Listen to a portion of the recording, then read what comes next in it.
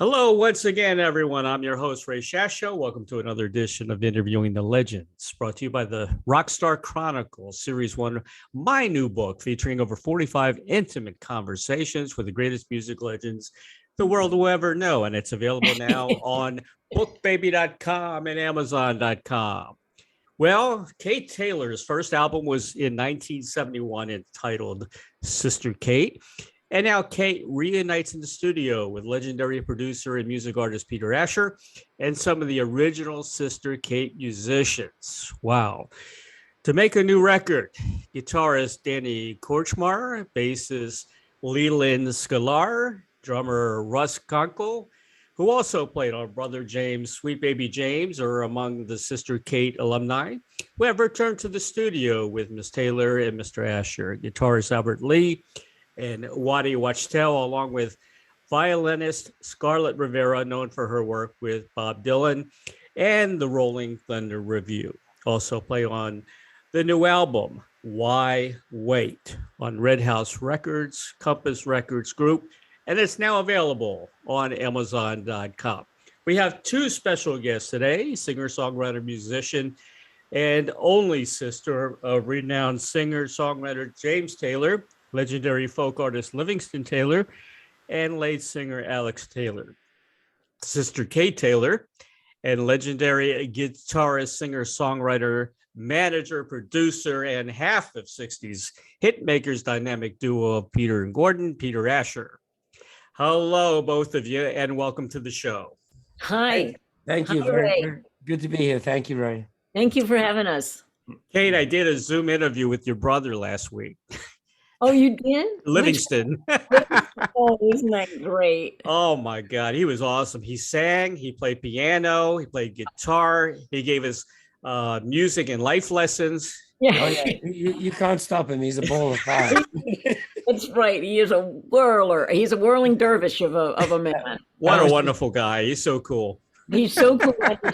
He's so bright. He's so smart, and it's hard to keep up with him. But he's and what a wonderful talent. So that's cool. I'm glad you got a chance to talk to him. It was cool. So now I'm getting all the Taylors. All I need is James now. Okay, well, may that come to pass. That would be. He's a hard one to track down, what I understand. Yeah, he's hard to. He's hard to find. Yeah, even for us. Yeah. It's like a smoke signal, specially coded smoke signal. Is that right? Well, you should know that. You were in the Indian teepee for many years, right? I was. Well, just in the summer times for 6 years. That is so cool. Well, it was very cool. I'll tell you, it's a luxury that I can't afford anymore. But it definitely was a great experience, and I got to hand stitch my very own house. Oh wow, really? Yeah. And then I loved it. And the one of the most spectacular things about living in a teepee is the dreams that you get. So I harvested a few great dreams, and there's nothing like lying on with your head next to a little whispering fire and with your eyes looking out over the great cosmos. So that was good. That's beautiful. It really is. I want to talk about the new album. Okay, I loved it. Oh, I gave it 5 stars. I really liked every track on the album. yes. I don't know who engineered this thing, but I know who produced it, and both are wonderful. You did a great job on this album, Peter. Yeah, Thank you very much indeed. It was so much fun to make. yeah. He really is a miracle man, that Peter Asher, and it was Nathaniel Kunkel who was the engineer on that. Yes. Oh, okay. Good. I tell you, man, everything Peter touches is gold, you know? You got it, man. It's really true. It's really true. And it's also extraordinarily addictive working with him. Really? How so? Well, I just want more. I've been, Peter and I worked together 50 years ago, and I've been waiting ever since for an opportunity to work with him again. And now, I can't wait another 50 years for another. He's so brilliant, and you can hear his mind whir, as he's thinking all this fabulous stuff, and putting all this together, and the thing is all working in there. But the other thing that one thing that's so wonderful about working with Peter is that he is a really good listener. Mm-hmm. And that's, it's just when you work with somebody who really listens well, then you realize just how difficult it is to work with people who don't listen well. Exactly. And anyway, and he's brilliant, and he's hilarious, and so. Thank you very much. Thank you. Peter, what is the magic for being a great producer like you are? What is it that you do? I know you listen a lot, but I know your input is so very, very important to these artists. What is it? Well, there's a couple of different answers to that, because when people ask me that, mostly I give a very annoying answer, which is the secret to being a great producer is a great artist. I mean, I got to induct the first 2 producers ever inducted into the Rock and Roll Hall of Fame, and guess who first 2 managers inducted into the Rock and Roll Hall of Fame, and it was George Martin for the Beatles and Andrew Loog Oldham for the Stones. And first whole album I ever produced was James. So it's that gives you a big leg up. But I think what I do is first I try to be prepared. So I know all the songs, and I know what we're trying to accomplish, and know what the artist in question does best. So because what you're trying to do is take a song you already love, presumably, or have come to love, even if it's a brand new song, and figure out how to frame it, how to frame the artist's performance in the best possible way, so that it comes out right, so they enjoy singing it and you enjoy listening to it.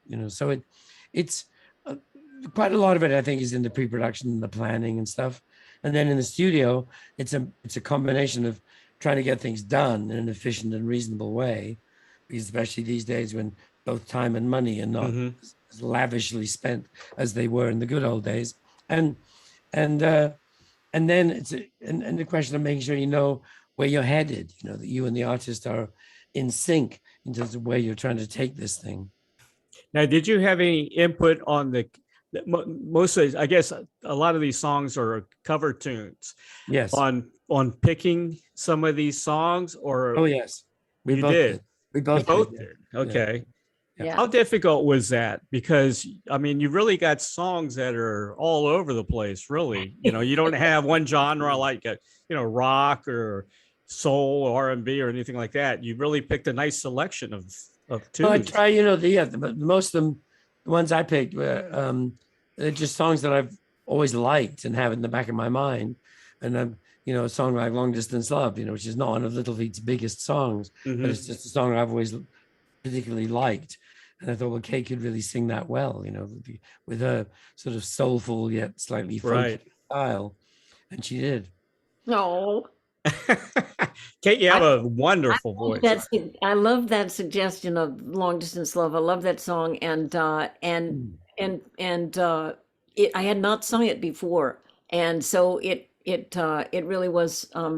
It was nice to have an opportunity to get to know it a little bit. Peter also suggested the song of James's, "I Will Follow," and I had not, of course, I was familiar with the tune, but I had never sung it before, and it was very moving for me to learn it and to sing it, because it's one thing to hear these songs, and it's another one to try them on. Right. And it's very intimate. When you're singing somebody's lyrics and you kind of walk a mile in their shoes, and I loved singing that one. And I think Peter and I don't know, it may have been more frustrating for him than it was for me. It was a pure joy to kind of run over some different songs that we might try, with Peter, because he really was very gracious about listening to suggestions that I had, and I think the ones that that we ended up with were really a good cross section of the different styles of music that I like to sing, and sure. I think it turned into a really nice group. And then of course Peter really knows how to sequence a record as well, which I think is an important part of the whole thing, even though in today's world, folks are just downloading one song or another. I know. But I'm still attached to the old style of, listening to a record all the way through and getting familiar with how they fall together. And, so somehow. Yeah, I could tell when you started off with Good Day Sunshine, which made a lot of sense. I was a top 40 DJ back in the late 70s. And I always can pick a hit on every album, what should belong on top 40. And I'm going to say Good Day Sunshine, not because it's a Beatle tune, but the way you covered that song, which is very different. And I loved it. I love the way you covered that tune. Yeah, that was Peter's. Peter brought that Good Day Sunshine and that particular style or that arrangement for it to the table. And I was thrilled. It's, I love the song and to have that particular take on it was really, really cool. The background singers on that was very different as well. It kind of had an effect. Who are the background singers on that? There's actually only one of them. It's Victoria, my daughter. Just your daughter? Really? Victoria Asher. Yeah, she's a musician herself. She was in that band Cobra Starship. Yeah, that's right. And yeah, I thought her voice would sound right for those backgrounds. So that was just a day in the studio with me and her layering these backgrounds, and she sang all those parts. Oh wow, I loved it. Very different. I love her sound, and it was great. All of those voices together, all her layers of voices together was wonderful. And she's on another couple of tunes. She's on Tell 'Em, Yeah, and she worked on Long Distance Love, I think, right, Peter? That's right. Yes, exactly. Yes. And it's really fun singing with her, and she's an extraordinary talent, and beautiful gal, and. So it was great to have an opportunity to sing with her. But I do think there's something very intriguing about the sound of her voice and how Peter was mixed all those layers together. Yeah, it's a very straightforward voice, but in the same way that mine is, in the sense that there's no vibrato, and it's just a right. It's a pure note, Yes, yeah, beautiful. But it's still very poppy too. Yeah, absolutely. Yeah. A cool track, Why Wait? I've got a new classification for this song. Honky Tonk Gospel Boogie. How's that? I think that nails it. Yes. Finally, it has been explained. So great. Love the tune. Why Wait for Heaven? And that's James and Livingston, right? That wrote that song, or? No, I wrote that tune. Oh, you wrote that tune. Wow. They're on the tune. Or did they sing on the song or something? No. Okay.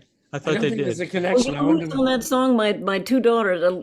There's a choral group which includes my two daughters, Aretha and Elizabeth. Wow. Great track. Love that a lot. That Albert Lee guitar stuff is just insane. And somebody's playing the tambourine at the end. It really kicks it into overdrive. Was that you, Peter? I believe it was. Yes. It was Peter, of course. Yeah. And of course, Peter's played with Albert. He's done shows with Albert. Yes. Right. Yeah. Now watch those on YouTube. They're great. That's a ballad. That's an Ed Sheeran song. It's an early Ed Sheeran song. It's not as well known as obviously his huge hits, but I always liked that song and had a note of it, waiting for the right person to sing it, and it's great. I like that track. It's a wonderful track, and it's a great song. It's like eating a fine meal. To chew into that, dig into that tune. And Ed likes it. We got the official seal of approval. Oh, you got the seal of good. That's always good to get. Absolutely. Yeah. He caught, is it Katy? He caught the Katy? He caught the Katy. Well, the Katy is the Kansas, Texas railway line. Okay.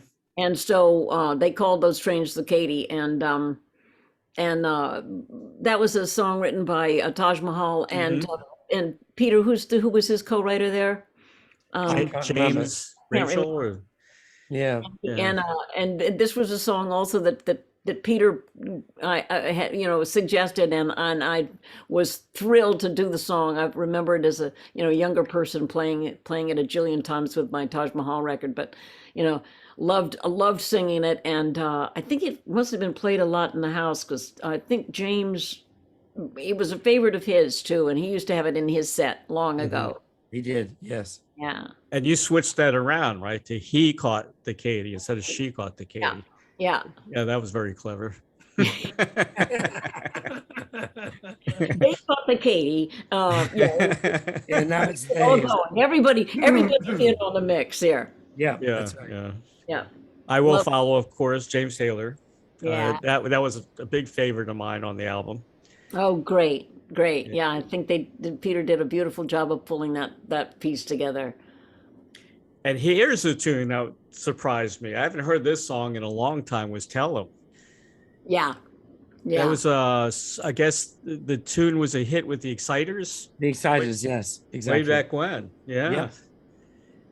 And I that haven't heard that tune in a long time. Who picked that one? Yeah, Peter did. I figured that, yeah. was Big top 40 hit. I was listening to that when I was in the car. I had a car ride, and I was put the record on. The shuffle came up to Tell 'Em, and I had to listen to it 2 or 3 more times. It is a honker. I love it. Got me down the highway, I'll tell you. Yeah, I love songs that get you down the highway like that, or long distance. Another tune that's shocked me, "The Glory of Love." Was that Benny Goodman way back in the day? I'm trying to remember who did it first now. I can't remember. I remember the 5 keys. I remember. The version that inspired me to suggest it actually was Sarah Jarosz. Okay. Well, I'm a big Sarah Jarosz fan, and she did a terrific duet version of it with. Do you remember what's his name, Kate? Yeah, Millsap, Matthew. That's right. Matthew Millsap. Matthew Millsap. Okay. And I love their version. I maybe we'll steal that idea. So I'm crediting them, so it doesn't count as stealing anymore. It wasn't their song, but the idea of that flavored duet version was their idea. Yeah. And I did send it to Sarah and say thank you for this idea. Oh, good. Oh, good. But, she's great, and she's singing with Kate was a pleasure. We just tried to make it like lighthearted and slightly silly, but meaningful nonetheless. Yeah, and it's fun to sing it live. I must say, to sing it with Peter live is really fun. Yeah. So that's a great treat to sing that. Actually, I was a young couple that had seen Peter and me do this show this summer on the Vineyard, and they loved that song, and they asked me to sing it at their wedding, so for their first dance. So I did that. Really? Oh, cool. That's nice. It was so sweet. Another great honky tonk gospel boogie track, "Don't Knock." Yeah. Was that Mavis Staples? Yeah. Yeah. Staples Singer's tune, and I think I must have sung that one, from the cradle. I've been singing that one. Wow. And my brothers and I think we sang that song around the dining room table, when we were youngsters. So it's a beauty, and so I've had it on my show for a while, and Peter was, we decided to put it on the record, and I don't know, I love that tune. Oh, that's great. Yeah. I've heard so many things about the Taylor family: intelligent, talented, multi-talented. And then a little crazy, maybe. Yeah. You got it there. You said it. That's it. We're a combination of a lot of all of that and more. And being the only girl in that particular batch of siblings, I realized early on that the only way to get a word in edgewise was to get on stage. So they're exuberant. I know you probably picked up on that when you talked to Livingston. Yeah, I did. Thank you for mentioning my brother Alex, because he was an extraordinary singer, and we lost him just too early. And also my brother Hugh. Our brother Hugh is a great singer also. I didn't know that. I know that. Yeah. Yeah. Is Hugh performing now, or? He does a little bit. He's done a little bit of performing, and he's made an album, and he's done a lot of backup singing on my records and other people's records. And he does, but he does also a lot of other stuff. He's got an inn. He runs, a restaurant, and he's a busy boy, but Yeah. he's a wonderful singer as well. Yeah. Peter, the Beach Boys, they did not a documentary, but a real movie about the Beach Boys. And it was very good. It came out really good. And they had the actors playing each of the Beach Boys. You should do something with the Taylors because, that's an interesting family. Yeah, it's true. It's true. You know? Yeah, it's true. That would be quite a movie. And who knows them better than you? I know, Peter. That would be awesome. It'd be a complicated movie, multiple episodes of it. That's okay. The herding of the cats. We have to have a Zen. Everybody, each one of us would have to have our own personal Zen bodyguard, just to help shepherd us through. We were 5 children that were born within a 6-year period, and so we're very close in age, and also I like to. I mean, in my experience, I feel that we're very close. Knit, even if we don't see each other that regularly like we used to. I feel there's this sort of some kind of a bond that's beyond having to be in the same room at the same time. Do you ever think James would be the one that would be the kind of superstar of the group out of all of you? Oh, well, James is just an extraordinary person in every way, and his musicianship is this unparalleled, and his soul, the spirit that he transmits when he's singing and playing, it resonates with people, and that's just that's the kind of person he is. And I mean, I certainly knew that from the beginning because, of course, James was the first one I met. So it's when I met James and became friends with him and fell in love with his music and so on, I didn't know anything about the entire clan at that point. I learned that later, and when I first came to America, came to Martha's Vineyard, and met them all, including Ike and Trudy, the parents. And he lived to tell the tale. That was all a dramatic moment. Well, my first meeting was just James and his music. So yes, I knew he was going to be a big star. You told me that in the last interview we did. I asked you, how did you know about James? And you just knew, what a great musician he was, and that's kind of hard to spot because back then that must have been what, 70, 71, somewhere around there. Earlier. Earlier. Okay. 67 maybe. 67. Wow, that is early. Yeah. Because there was a lot happening, rock wise. He wasn't what was currently happening. But he was just so good. Good. And so good in every respect. His guitar playing was unusual and extraordinary. He had the skill of a classical guitarist. Right. So he'd been listening to Segovia and Julian Bream and stuff. But at the same time he was a folky kind of. I mean, anyone who had long hair and played an acoustic guitar back then was a folk singer, regardless of what kind of songs they actually sang. Didn't matter. And he was that. So he had a folky voice, this rich folky baritone, but then his phrasing clearly was derived from Ray Charles and Sam Cooke listening. Right. So it was that mixture that impressed the shit out of me, and I kind of went. Not to mention he's adorable. That's right. That's right. It doesn't hurt when you're a pop star, Right.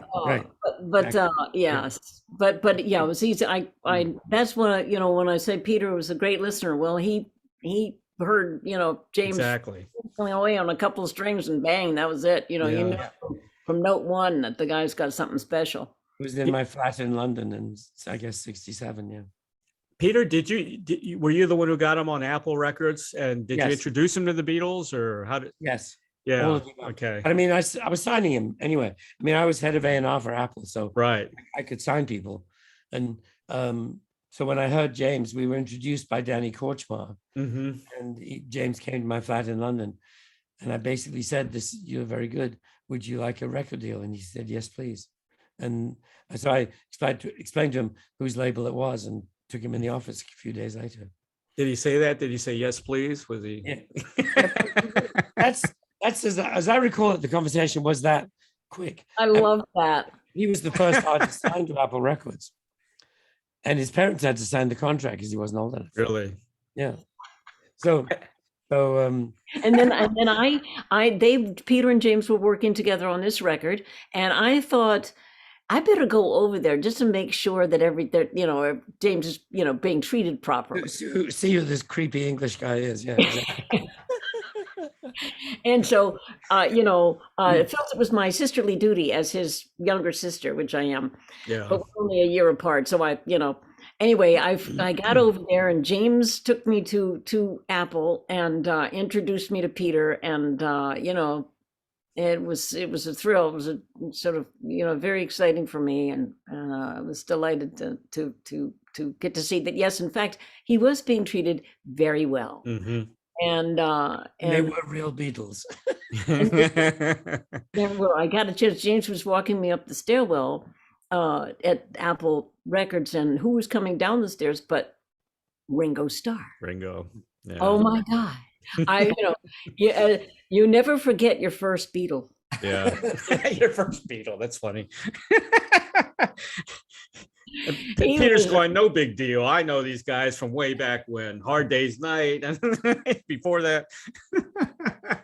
And it's very rare, but there it was, one of my speechless moments. Yeah. Like,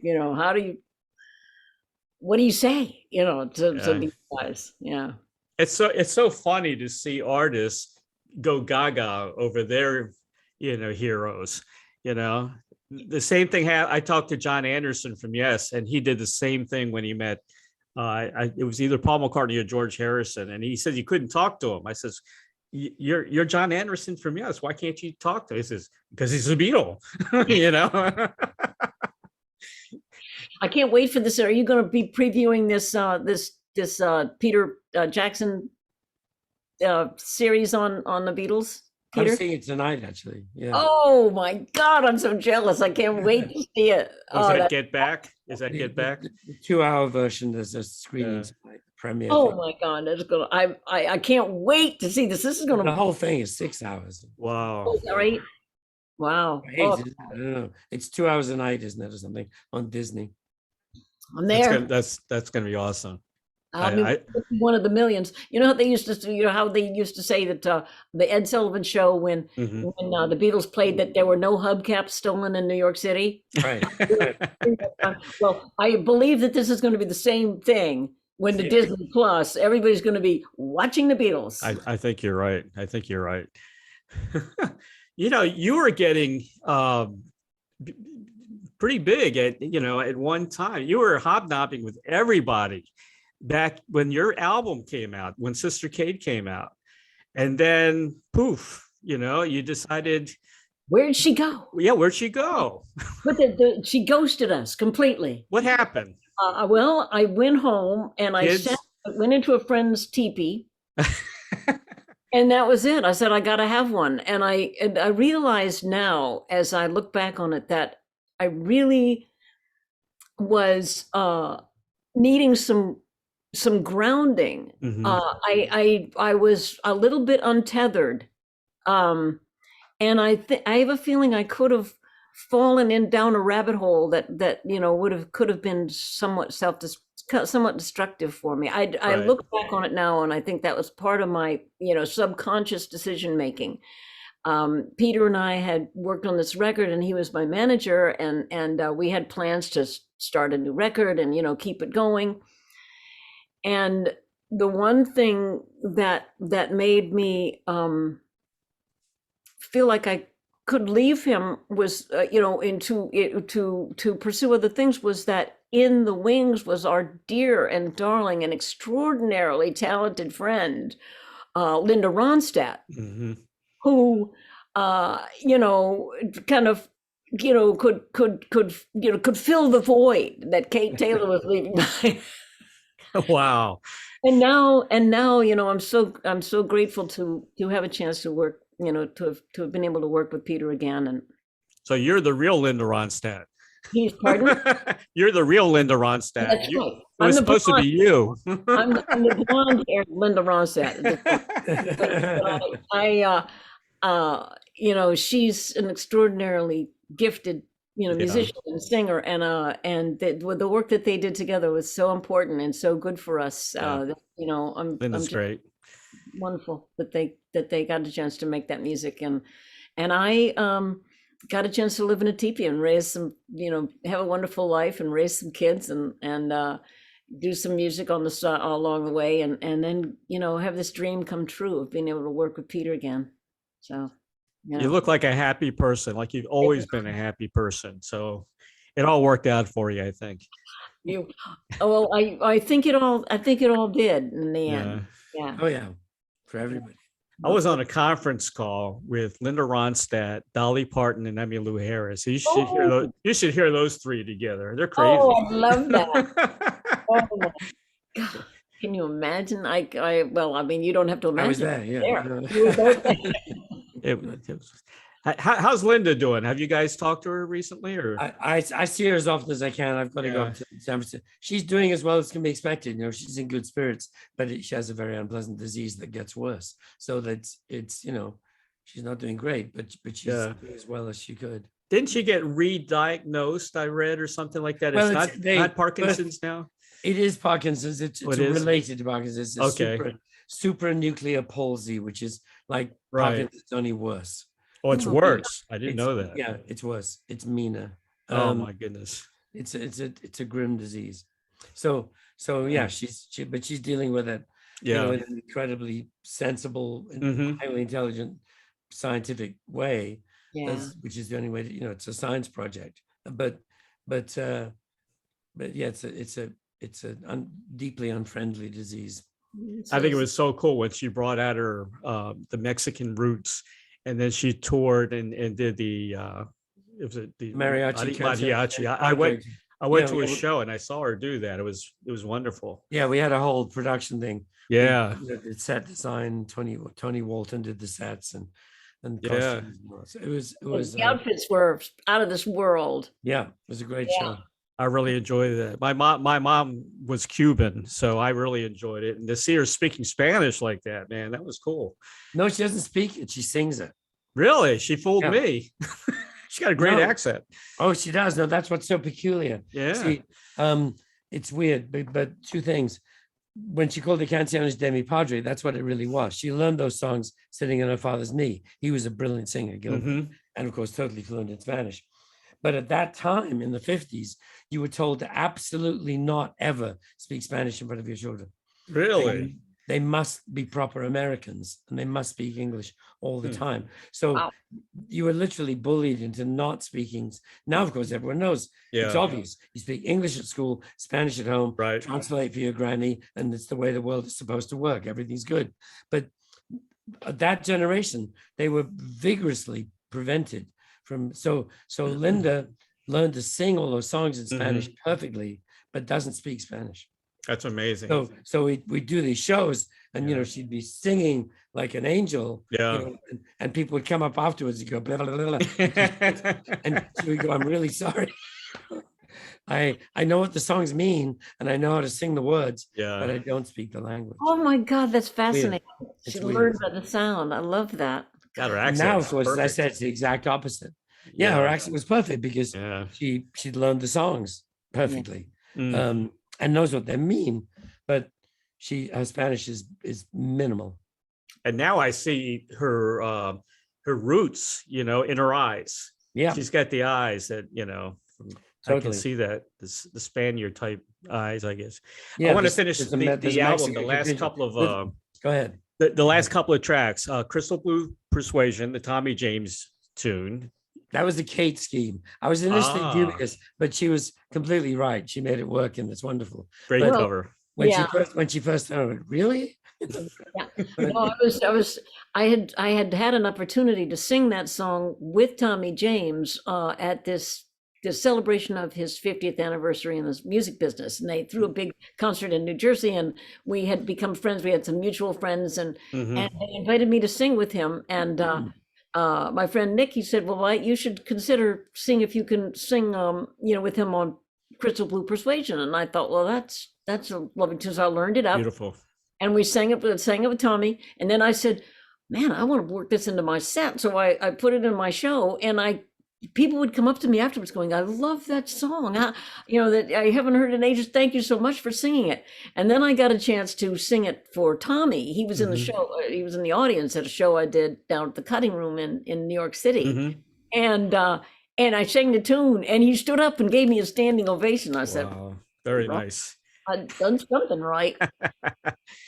I know Tommy. I know Carol Ross. Oh, yes. Oh, great. Yeah, lovely, great folks. I think Tommy did the show this past weekend. Yeah.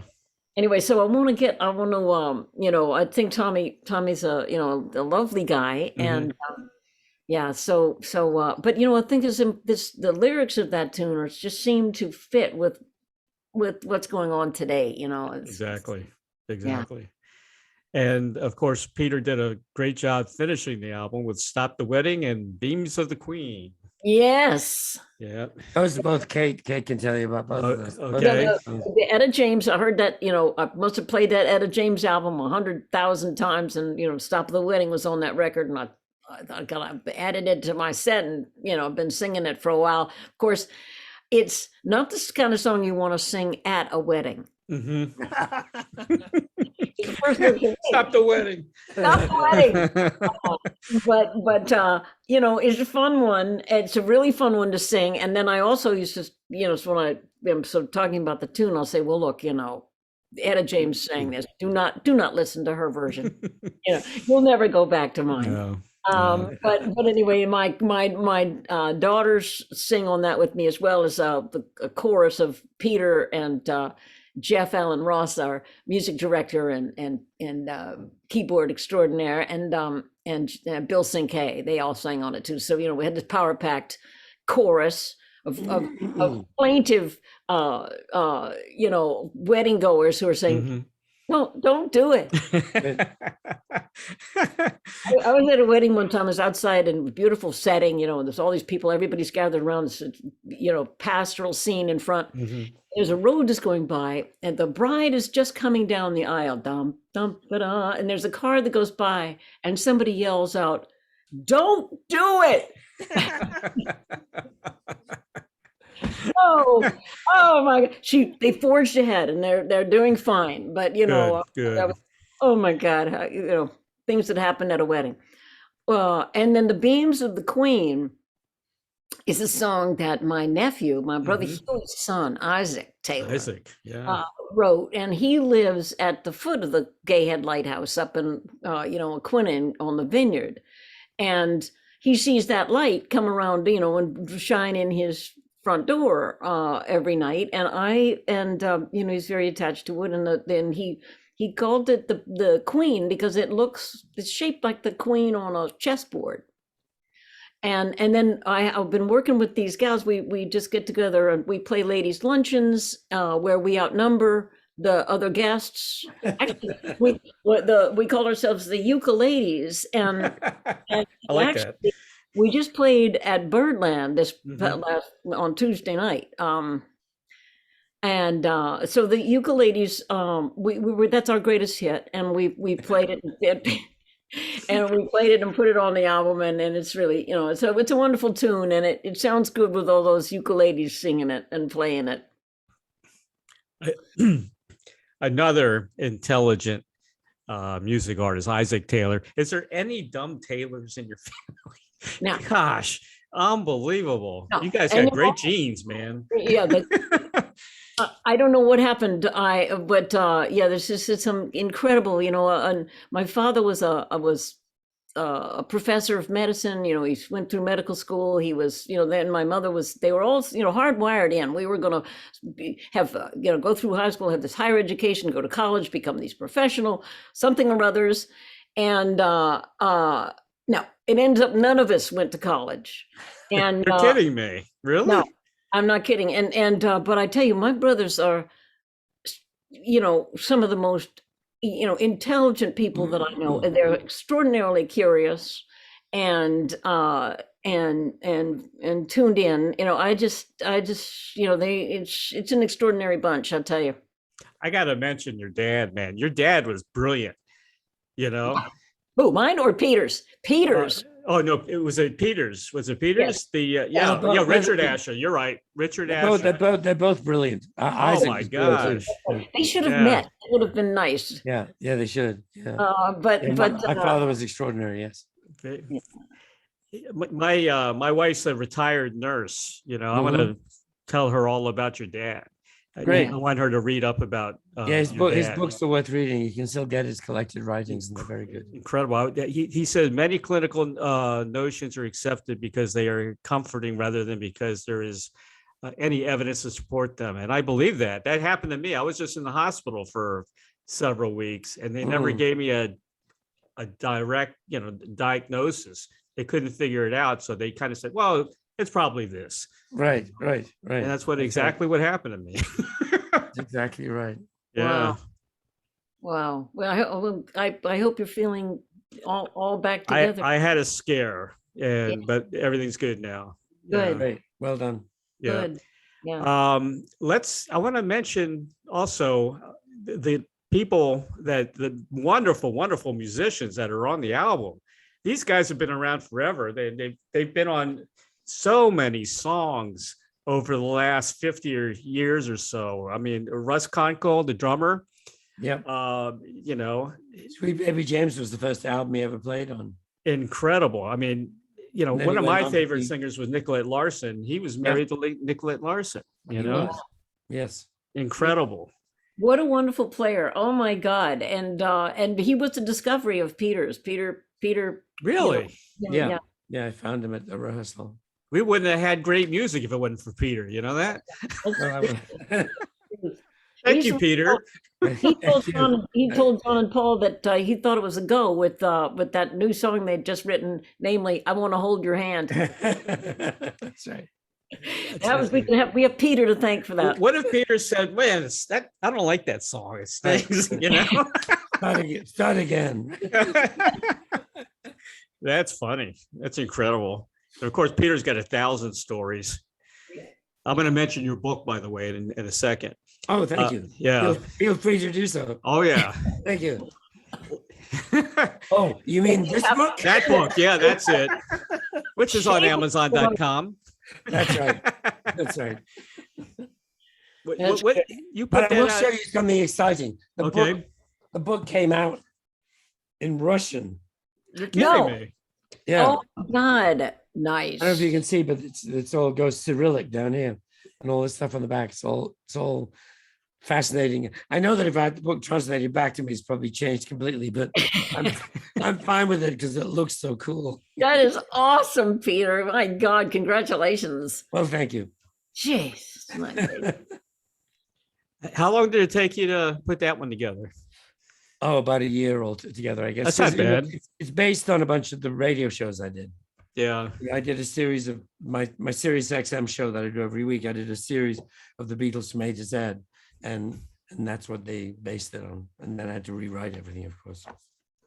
Oh, it's on Amazon.com. Everybody needs to buy it. Yes. Thank you. It took me 10 years to do this one.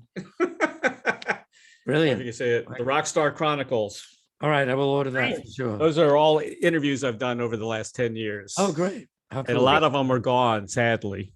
People like Johnny Winter and, Yeah. Yeah. But, Yes. it's history. It It really is. is. It's our history. It's really important to have it documented so much. What's sad is so many of the young people today, they got everything at their disposal to look up the past, and they're not using it. But I interviewed Connie Francis, Uh-huh. and nobody knew who she was. All the younger generations. Yeah. I mean, it's pretty sad because she was, tremendous. And another one, I just interviewed Dion. Yeah. Gotta you love know? But now it's getting to the point where no one knows Dion anymore. Yeah. Yes. Yeah. Man, we bring back Dion. We need some of those songs right now. Exactly. Bring back the Belmonts. I did not know that Peter and your sister were in the Adventures of Robin Hood. Yes, we were the old TV series, the black and white TV series with Richard Green. I remember that series. I was in about 6 of them, and then we did Jane, and then as a different character, came back with Jane to do one. We played peasants' children. Really? Whose father was wrongfully accused, and we went to Robin Hood. God, is it? Can you find it online anywhere? Yeah, they're all out there. Yeah. Really? That's pretty cool. Yes. And then the ones I did, I was Prince Arthur, and so on. But I started with doing movies when I was 8. I love that. Did you like being in the movies like that? Yes, I enjoyed it. Yeah. I bet it was fun. It was. Yeah. You didn't want to continue the acting bug? Yes, yes, I do. To any casting directors out there listening, I've never officially given up on anything. Yeah. The last actual movie I did was a few years ago now, but I mean, since childhood. But my friend Bob Balaban did a movie called Doris and Bernard about Doris Duke, with Ralph Fiennes as the butler. And I was the butler who, in the first 2 pages, gets fired so that Ralph Fiennes has to arrive and get the new job as the new butler. So it was a vital role. Very important. That's right. But it was fun. Susan Sarandon was playing Doris. Oh, Duke. really? Oh, man. I served her melon at the wrong temperature and got fired and replaced by Ralph Fiennes. You got such a good acting voice, too. I can tell. Well, thank you. Yeah, I do like acting. I've enjoyed that always. And of course, you're the original Austin Powers. We all know that. The look of me contributed to Austin Powers. Yes, it's true. Yes. Or you used to be. When I don't know if you still got any red in your hair anymore. Yeah, it's there. Is it there? Yeah, I see it. Yeah. I see it. It's on the sides. Okay. Yeah. All right. But yes, not sure if I'm quite as shagadelic as I used to be, but I do my best. Kate, what was it? What was that crush like with Tom Rush back in the day, huh? I know. My 13-year-old heart. Oh my goodness. Pitter patter, pitter patter. Wow. I had he used to come to the vineyard and vacation, and my friends and I noticed that he was drove by at one point. We jumped in a car and we followed him, and we saw that the car was parked along a stretch of beach that was there were no people at. It was just his car there. We parked the car, we ran over to the beach, and we started walking up and down the beach in front of him, as pretending that we didn't know that he was there. We finally went and sat down with him, but but then of course, you're chasing after your dream like that, and then you don't have anything to say when you finally get there. But he was doing a concert on the vineyard at this venue. It was called the Chilmark Tavern. And my girlfriends and I went to the show. It was completely packed. The place was just jammed with people. And Tom was doing his set, and we were all very thrilled. And then at one point, he introduced a song called "I Wish I Could Shimmy Like My Sister Kate." Right. And I shrieked, because I hadn't heard this term, Sister Kate. I thought, well, that really works for me. And so I kind of started, using this term, Sister Kate, to define myself.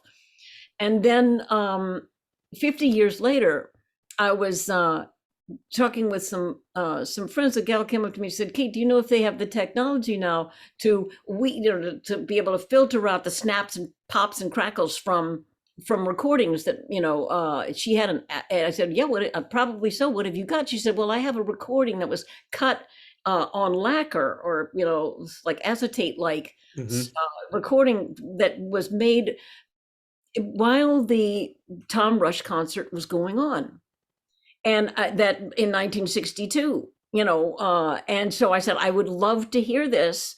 And she said, coming over, we listened to, yes, there were all these snaps and crackles on this thing. But when we got to the place where he's introducing, I Wish I Could Shimmy Like My Sister Kate, I heard myself shriek. Cool. So anyway, that's my Sister Kate story. Then when we made the record, it just seemed like a natural thing to do. Call myself Sister Kate, and now I'm Auntie Kate. I'm grandmother. So does he know you had a crush on him? I think he must by now. because Because I have talked about it quite a bit, or some anyway. I was thinking about. You have to understand that's why we all got guitars in the first place and started to learn some songs. That's right. Was to meet girls. So That's what right. it was all about. That's right. It works. It works, people. It does. It absolutely works. Does work. Yeah. I know Tom. I was going to get him on the show just to surprise. Oh, that'd be fun. Oh my God. I saw the pictures. Man, I didn't know he was that handsome because, now he looks like Mark Twain with the white suit and everything, Right. He was brutal. He was devastating back then. He still is. Yeah, he's a great guy. I love Tom. Every time I need somebody for the show, I'll call Tom up. Now listen, Peter, I just want to say something. You are shagadelic. Thank you. Thank you very much. I couldn't let that go by any farther without saying that. Thank you very much. No worries in the shagadelic. How many girls were chasing after you, Peter, back in the day, huh? Quite a few, I'm happy to say, yes. Yeah. And occasionally they caught us. Yeah. You stumbled, right? Yeah, Oops. exactly. Oh, sorry, I didn't escape. I want to mention, are you going to tour now to promote the album? Yes, wherever you have me. Okay. We did some gigs right around when it came out. Okay. And there'll certainly be more now that next year everything's loosening up. So I'm sure there will. Will you be on the road with her, Peter? Or you never know. I hope you never know. Hope there's some opportunities so we can work together again. That was fun. Yeah, exactly. There are people who handle these matters who are no doubt researching that very question. but I would say yes, of course. Okay, and Peter, what about you and Jeremy Clyde? Is that going to happen again? Or well, sometimes we do shows with Jeremy, and then as you pointed out, I do some with Albert, and I have a new version of my own memoir show that I do. So, I know next year we've got some gigs already lined up, and I'm doing some cruises as well, which all got canceled. Of course, those are fun. Yeah. So it's going to be busy. Good. I was going to ask you about your daughter, Victoria, but I know she was on the albums. So what else is she doing? She's doing fine. She's actually, even though she does a lot of music, she's also very interested in films, and she's been working on a couple of film projects. Right. And moving forward nicely. So she's very busy. And of course, Jane has been busy for years, man. Acting. Yes. Yeah. Does Jane ever talk to Paul McCartney anymore, or is that his kind of, not so much. No. Yeah. I always wondered about that. Yeah, people do. Yeah, of course. Inquiring minds want to know. Right? Exactly. So. What a handsome couple they must have made. Yeah. And Kate, the wampum bracelets and necklaces, are they still going on? You still selling those? I've got my workshop, and the tools are always there for me when I need to get out there and whip something up. Cool. I do the shell, and that's been a nice creative outlet for me that has meant a lot to me. Yeah. No, Kate, every now and then she comes up with an amazing present that she makes by hand. So they're beautiful. It's fun. It's fun. Can we buy those online or? Yeah. If people want to see some of the work that I do, I've got on my Facebook. I've got a Facebook page. It's called Kate Taylor's Shell Work. Okay. And if anybody wants to write me, I can be reached at kate@katetaylor.com. And Christmas is right around the corner. You know? My wife loves that kind of stuff. But we have the solution to everybody's gift giving dilemma. That's right. That's right. The book. Why wait for them for their listening pleasure? Right. And we have Beatles A to Z for their knowledge that they need to have while they're watching the movie. Yeah, while they're on Disney. That's right. That's right. We got it all, and your new album. And the new album. Why wait? The new album. Okay, here's your final question. And Peter's going to remember this question from when we interviewed before, but I'm going to ask you each. If you had a Field of Dreams wish, like the movie, to perform or collaborate with anyone from the past or present, who would that be? Oh, I forgot what Peter said last time. Oh, so I've long forgotten. I don't know. It's a good question. Give me a minute. I don't know. It'd be a collaboration more like, desire to meet people. You know, I'd love to have met Woody Guthrie before he got ill, and at his peak when he was writing some of the most important American songs, and he understood America more than almost anybody. There's so many people like that. Yeah. To be honest, collaborations. I don't know. I would have loved Peter does that. He's collaborating with some of his most favorite artists, myself included. That's right. All the time. But when somebody asked me that question some decades ago, and what popped into my mind, and it seems sort of appropriate, sort of interesting today, is Malcolm X. Malcolm X. Wow. Yeah. Malcolm X, and this is new information about his demise, and well, they just let them. They just finally exonerated the two people who've been in they did 5 billion years, and that there was the FBI that actually fudged the evidence deliberately. Yeah. How about Robert F. Kennedy's assassin? He's free now, right? Sirhan. They let him go. They let him go. Yeah, they were talking about it, but I can't remember. I didn't know that was the result. He's free. There's so many great artists out now. It's really difficult to say. I keep hearing new people who impress the hell out of me. And he is amazing. The amount of talent, the amount of gifts of we are just chock-a-block full of people with all kinds of talent. Yeah. And there's a hope for the future. Exactly. Yes, very much so. I want to mention very special thanks today to Angie Carlson of Compass Records Group for arranging this interview with both of you. Purchased a new album by Kate Taylor, Why Wait, produced by Peter Asher at Amazon.com. It is out. Also purchases Peter Asher's The Beatles from A to Z, an alphabetical mystery tour. Peter Asher is the author and narrator of the book. And get it now before the Get Back movie. For more information about Kate Taylor and Peter Asher, you can visit their official websites. And let me just give you Kate's, www.katetaylor.com. Peter is, do you have a website, Peter? Or just PeterAsherMusic.com. PeterAsherMusic.com. Okay, great. And you guys are on Instagram, Twitter, Facebook, and all those great sites. I want to thank you both so much for being on the show today. You are wonderful. We love you. What else can I say? No, thank you very much. It's been fun, and your questions are extremely helpful. It's easy. It makes it easy to talk. And that's right. Thank you so much, Ray, for your thoughtfulness. And Peter, it's so great to see you and hear you. Great to see you too, Kate. Wendy sends her love, not to mention all the various animals and stuff. All the little rubber pads. Please give them a pat on the top for me. Bye-bye, everybody. Bye, you guys. Stay safe, stay healthy. Thank you. All right. Bye-bye now.